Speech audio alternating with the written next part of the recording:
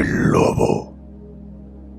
Un relato de Guy de Maupassant.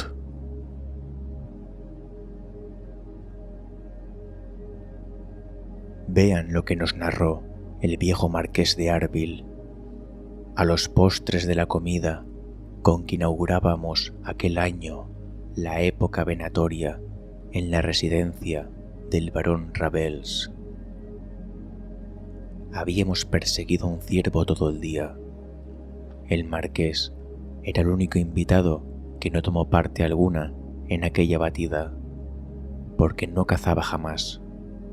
Durante la comida casi nos habló más que de matanzas de animales.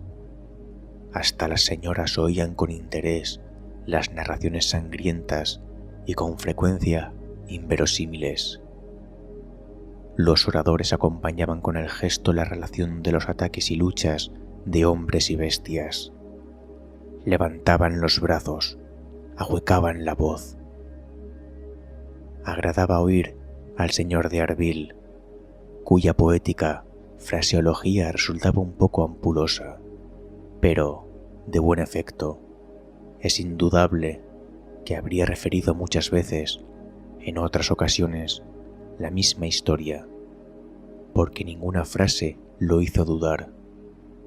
Teniéndolas todas ya estudiadas, muy seguro de producir la imagen que le convenía. Señores, yo no he cazado nunca, mi padre tampoco, ni mi abuelo, ni mi bisabuelo. Este último era hijo de un hombre que había cazado él solo más que todos ustedes juntos. Murió en 1764, y voy a decir de qué manera. Se llamaba Juan, estaba casado y era padre de una criatura, que fue mi bisabuelo. Habitaba con su hermano menor, Francisco de Harville, en nuestro castillo de Lorena, entre los bosques. Francisco de Harville había quedado soltero. Su amor a la caza no le permitía otros amores. Cazaban todo el año sin tregua, sin descanso y sin rendirse a las fatigas. Era su mayor goce. No sabían divertirse de otro modo. No hablaban de otro asunto. Solo vivían para cazar. Los dominaba aquella pasión terrible, inexorable, abrasándolos, poseyéndolos, no dejando espacio alguno en su corazón para nada más. Habían prohibido que por ninguna causa los interrumpieran en sus cacerías. Mi bisabuelo nació mientras perseguía a su padre a un zorro, y sin abandonar su pista, Juan de Harville murmuró: «Cristo, bien pudo esperar ese pícaro para nacer a que yo termine». Su hermano Francisco se apasionaba aún más en su afición. Lo primero que hacía en cuanto se levantaba era ver a los perros y los caballos. Luego se entretenía disparando a los pájaros en torno al castillo, hasta la hora de salir a la caza mayor. En la comarca los llamaban el señor marqués y el señor menor. Entonces, los aristócratas no establecían los títulos. Como ahora la nobleza, improvisada quiere hacerlo. Una jerarquía descendiente. Porque no es conde un hijo de marqués, ni varón un hijo de vizconde, como no es coronel de nacimiento el hijo de un general. Pero la vanidad mezquina de los actuales tiempos lo dispone así. Vuelvo a mis ascendientes. Parece ser que fueron agigantados, velludos, violentos y vigorosos. El joven aún más que su hermano mayor, y tenía una voz tan recia que, según una opinión popular que le complacía, sus gritos agitaban toda la verdura del bosque. Y al salir de caza, debieron de ofrecer un espectáculo admirable a aquellos dos gigantes, galopando en dos caballos de mucha talla y brío. El invierno de 1764 fue muy crudo y los lobos rabiaron de hambre. Atacaban a los campesinos, rondaban de noche alrededor de las viviendas, aullaban desde la puesta del sol hasta el amanecer y asaltaban los establos. Circuló un rumor terrible. Se hablaba de un lobo colosal de pelo gris, casi blanco, que había devorado 2 niños y el brazo de una mujer. Había matado a todos los mastines de la comarca y, saltando las tapias, olfateaba sin temor alguno bajo las puertas. Ningún hombre dejó de sentirlo resoplar. Su resoplido hacía estremecer la llama de las luces. Invadió la provincia de un pánico terrible. Nadie salía de casa de noche ni al anochecer. La oscuridad parecía poblada en todas partes por la sombra de aquella bestia. Los hermanos de Arville, resueltos a perseguir y matar al monstruo, dispusieron grandes cacerías, invitando a los nobles de la región. Todo fue inútil. Ni en los bosques ni entre las malezas lo hallaron jamás. Mataban muchos lobos, pero aquel no aparecía. Y cada noche, al terminar la batida, como para vengarse, la bestia feroz causaba estragos mayores, atacando a un caminante o devorando alguna res, pero siempre a distancia del sitio donde le buscaron aquel día. Entró una de aquellas noches en la pocilga del castillo de Arville y devoró los 2 mejores cerdos. Juan y Francisco reventaban de cólera, imaginando en aquel ataque una provocación del monstruo, una injuria directa, un reto. Con sus más resistentes sabuesos, acostumbrados a perseguir temibles bestias, aprestáronse a la caza, reposando sus corazones de odio y furor. Desde el amanecer hasta que descendía el sol, arrebolado entre los troncos de los árboles desnudos, batieron inútilmente los matorrales. Regresaban furiosos y descorazonados, llevando al paso a las cabalgaduras por un camino abierto entre la maleza, sorprendiéndose de que un lobo burlase toda precaución y poseídos ya de una especie de recelo misterioso. Juan decía: «Esa bestia no es como las demás. Parece que piensa y calcula como un hombre». Y contestaba Francisco: «¿Acaso conveniera que nuestro primo el obispo bendijese una bala o que le hiciese algún sacerdote de la región rogándole a nosotros que pronunciase las palabras oportunas?» Callaron y, después de un silencio, advirtió Juan: «Mira el sol, qué rojo. La fiera no dejará de causar algún daño esta noche». Apenas había terminado la frase, cuando su caballo se encabritó, el de Francisco gritaba. Un matorral, cubierto de hojas marchitas, crujió, abriendo paso a una bestia enorme y gris que, saliendo rápidamente de su escondrijo, internos al punto del bosque.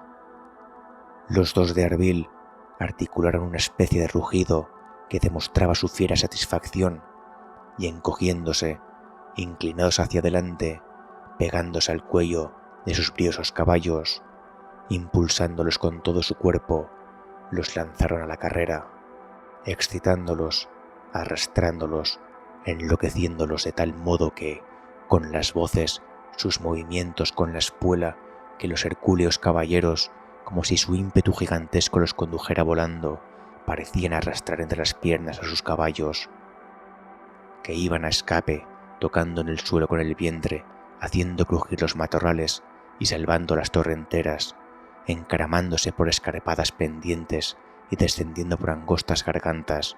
Los caballeros hacían resonar las trompas con toda la fuerza de sus pulmones, llamando a sus criados y a sus perros. De pronto, en aquella furiosa y precipitada persecución, tropezó mi abuelo con la cabeza de una rama que le abrió el cráneo y cayó sin sentido, mientras el caballo continuaba su carrera loca, desapareciendo en la densa oscuridad que iba envolviendo el bosque. Francisco de Arbil paró en seco y se apeó. Cogiendo en brazos a su hermano, vio por qué la herida, entre la sangre, asomaba también el cerebro. Entonces, apoyándolo sobre las rodillas, contempló el rostro ensangrentado, las facciones rígidas, inertes del marqués. Poco a poco, el miedo lo invadió, un miedo extraño que no había sentido nunca. Temía la oscuridad, la soledad, el silencio del bosque. Hasta llegó a temer que apareciera el fantástico lobo, que se vengaba de aquella persecución tenaz de los Arbil, haciendo morir al mayor de los hermanos. Se espesaban las tinieblas, el frío, agudo, hacía crujir los árboles. Francisco se incorporó, tembloroso, incapaz de permanecer allí más tiempo, sintiéndose casi desfallecer. No se oía nada, ni ladridos de perros, ni voces de trompa. Todo estaba mudo en el invisible horizonte, ya que el silencio taciturno de helada noche tenía bastante de horroroso y extraño. Alzó entre sus manos de coloso el cuerpo gigantesco de Juan, atravesándolo sobre la silla para llevarlo al castillo. Montó y se puso en marcha, despacio, sintiendo una turbación semejante a la embriaguez, perseguido por espectros indefinibles y espantosos. De pronto, una forma vaga cruzó el sendero que la nocturna oscuridad invadía. Era la bestia. Una sacudida brusca, un verdadero espanto agitó al cazador. Algo frío, como una gota de agua, se deslizó sobre sus riñones y, como un ermitaño que ahuyenta a los demonios, el caballero hizo una señal de la cruz, desconcertado ante aquella temible aparición del espantoso vagabundo. Pero sus ojos refrescaron su memoria, presentándole su hermano muerto, y, de pronto, pasando en un instante del miedo al odio, rugió furiosamente y, espoleando el caballo, se lanzó tras el lobo. Lo siguió entre los matorrales y a través de bosques desconocidos.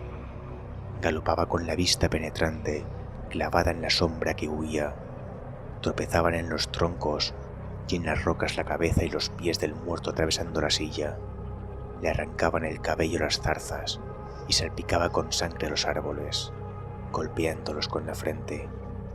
Las espuelas rechinaban y hacían saltar chispas de los pedruscos. De pronto, la bestia y su perseguidor salieron del bosque y se lanzaron a un valle cuando aparecía la luna en lo alto del monte. Un valle pedregoso, cerrado por enormes rocas. No hallando fácil salida a aquella parte, la bestia retrocedió. Francisco no pudo contener un alarido estruendoso de alegría, que los ecos repitieron como repiten el rodar de un trueno, y saltó a tierra empuñando el cuchillo de monte. La bestia, con los pelos erizados y arqueado el cuerpo, lo aguardaba. Pero antes de comenzar el combate, cogiendo el cazador el cuerpo de su hermano, lo apoyó entre unas rocas y, sosteniéndole con piedras la cabeza, que parecía una masa de sangre cuajada, le dijo a voces, como si hablara con un sordo: «Mira, Juan, mira eso». Y se arrojó sobre la bestia. Sentíase bastante poderoso para levantar en vilo una montaña, para triturar pedernales entre sus dedos. La bestia quiso hacer presa en él, procurando arrimar su hocico al vientre del cazador, pero éste la tenía sujeta por el cuello y la estrangulaba tranquilamente con la mano, sin acordarse del cuchillo, gozándose al sentir los ahogos de su garganta y las palpitaciones de su corazón. Reía y reía más. Cuanto más apretaba, reía gritando: «Mira, Juan, mira eso». Ya no hallaba resistencia. El cuerpo del monstruo cedía con blandura. Estaba muerto.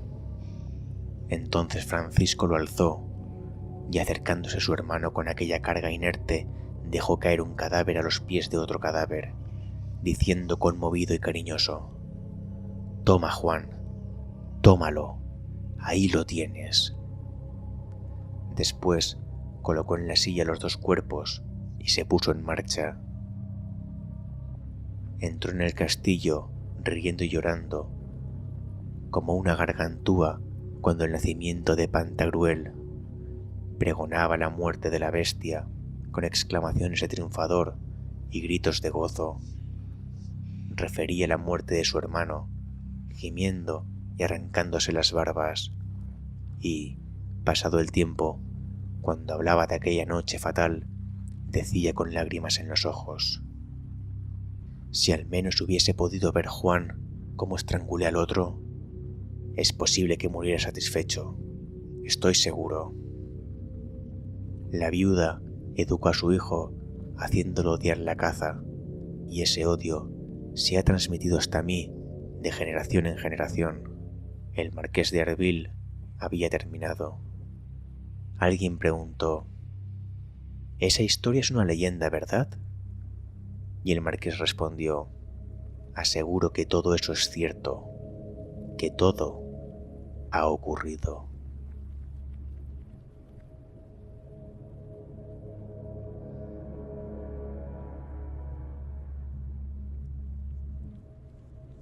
El lobo es uno de los relatos más crudos y memorables de Guy de Maupassant, una obra donde el autor francés prescinde por completo de los elementos fantásticos tradicionales para ofrecer un crudo retrato de obsesión, violencia y la encarnizada lucha entre un hombre y la naturaleza salvaje. La historia nos es transmitida como una vieja leyenda familiar narrada durante una noche de cacería, transportándonos a los agrestes y gélidos paisajes de la Lorena profunda, donde conocemos a los hermanos de Armain, dos cazadores formidables y colosales que viven por y para la persecución de las bestias, encontrando su mayor orgullo en la dominación del bosque.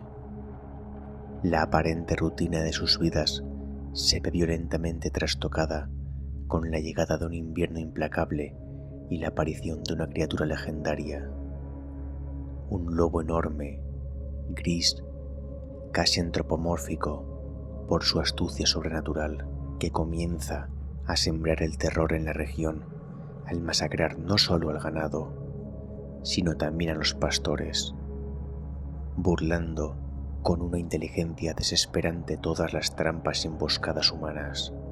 Lo que comienza como un deber de protección pronto se deforma en una obsesión ciega y devoradora para los hermanos, quienes contemplen horrorizados cómo el animal desafía su hombría y supremacía en el territorio, convirtiendo la cacería en una guerra personal y absoluta.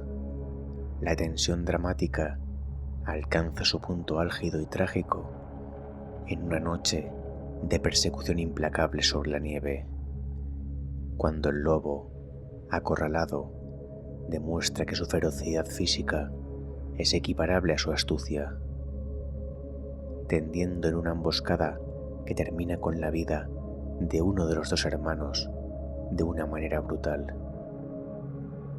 Maupassant maneja con maestría realista y descarnada el dolor y el frenesí psicológico del hermano, quien, transformado por la ira y el luto, renuncia a toda pizca de civilización para ponerse al nivel de la propia bestia, persiguiéndola hasta un enfrentamiento final cuerpo a cuerpo, donde la asfixia y la sangre sellen el destino de ambos.